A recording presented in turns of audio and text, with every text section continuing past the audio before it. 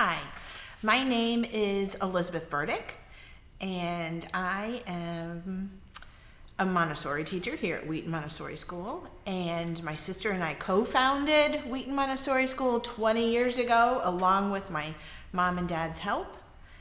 I'm also a parent, 3 graduates from Wheaton Montessori School, and 1 elementary student. So I have a lot invested in Wheaton Montessori School.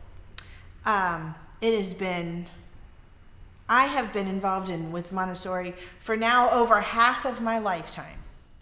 And it has been a continuous project of mine for 26 years. And I've been working with children for 29. I think this is coming up on my 30th year, but I keep having to figure out the math just to make sure. In any case, this spring has been radically different than anything I've ever experienced before with teaching. It's called into so many weaknesses in my life. So many tech issues, so many prep issues, so much, just as a teacher and as a member of a family too, and tapped into a lot of insecurities and anxieties, and I'm sure that it's done the same thing for all of you, and everyone's experiencing it in different ways. And we're also managing our lives in different ways. One of the things that I've been doing is baking a lot of bread. I've heard on the internet that a lot of you are doing the same thing, so you can raise your hand if you are baking a lot of bread.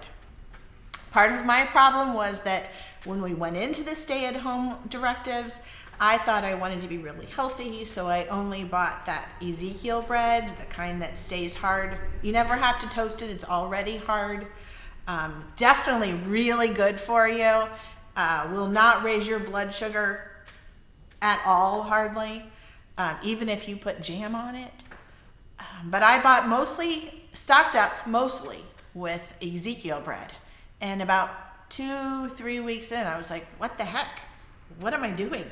I don't really want this Ezekiel bread anymore. This is not what I dream of. So I started making bread. I have made sweet rolls, dinner rolls, wheat bread, focaccia. I think we're going to try some croissants sometime soon, if we have enough butter. So we have a plan. And when I make bread, I usually pour the warm water. Now, it can't be too hot, can't be too cold, it has to be just right, into the yeast.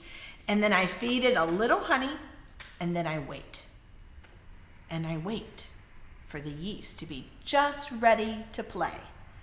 Then I slowly stir in some flour, bit by bit, with my wooden spoon, a little bit of salt, a little bit of oil, until my spoon, I'm stirring and stirring, and then my spoon just can't seem to pick it all up. Then I get my hands in there, dig into it with my hands, and I'm pressing and pushing and pressing and pushing, pressing and pushing and pushing and pushing some more. And while my hands are working, my eyes are watching, judging, observing. Is there enough flour? Is it pulling away from the sides? Is it turning into a smooth ball? Is it still soft to the touch? I like a pillowy bread, not too firm, and I'm keep kneading it and kneading it and kneading it until it is smooth and glassy. Then I cover it up with my linen towel that my sister gave me at Easter. It has a bunny on it. And I leave it alone while it works all by itself. And it's going to grow in size, filling the bowl until it's almost overflowing, and filling the room also with that yeasty, fresh fragrance. When it's grown so much, I release it from the bowl, form it into a loaf, and then I wait again for it to grow. And then when it's grown, it's coming to the top of the pan, or the rolls are touching each other in the dish, then I bake it until it's golden in color. And everyone is just dying for a slice or a bit of the roll. And I watch very carefully because I don't want my bread to be too done. I'd rather have it to be a little underdone than overdone. No one likes a dry bread. So it's all crummy and everything. We like it to be a little mushy, but not too mushy, okay? Now, I work with children in the same way. We all do here at Wheaton Montessori School. We water them with lessons that are just right for who the child is. Not too hard. Lessons that aren't too hard, but aren't too easy. We work to inspire, or to keep inspired, to awaken, or to keep alive a love of the world and all the gloriousness of sound and color, smell, touch, and taste. To keep alive that awareness of relationships, of language, of culture, customs, mathematical concepts, all these things. We want to keep them alive, to awaken them, to inspire in some way. And we stir it. We just stir it. We stir and stir and stir, just enough, not too much maybe. And then when it's ready, then we push. When they're ready, then we push and we pull, just enough. Because it's fun to go back and forth, tossing and turning, turning old ideas into new ideas, taking new ideas and reforming them, making them our own, new work. And we let the children push and pull, tug, and work with that, to work with these new materials, or sometimes old materials, revisiting old work and coming back to it until they've made it something a little bit different, a new understanding. We love our work. And then we sit back. We, the adults, we just sit back and we watch the child unfold. We watch them do their own work. We watch them become themselves. And we're watching, we're observing, we're judging. Do we need to step in? Should we step back out? Do they need a little bit more? A little bit less? Do they need a friend's help? Or do they just need my help? Are they ready for the next lesson? Or do they need something to reconnect them from a past lesson? Should we do more? Or should we wait just a little bit more? And we adjust accordingly, just like we do with bread. We adjust the recipe accordingly, and we let the children rise. We just let them rise, and we give them room to rise until they've grown into their own bowl. Maybe they're even overflowing their bowl. And then we offer them a little bit more room. We dump them out, put them in a new bowl, and let them rise again. And when they're ready, we bake them. They bake themselves, really.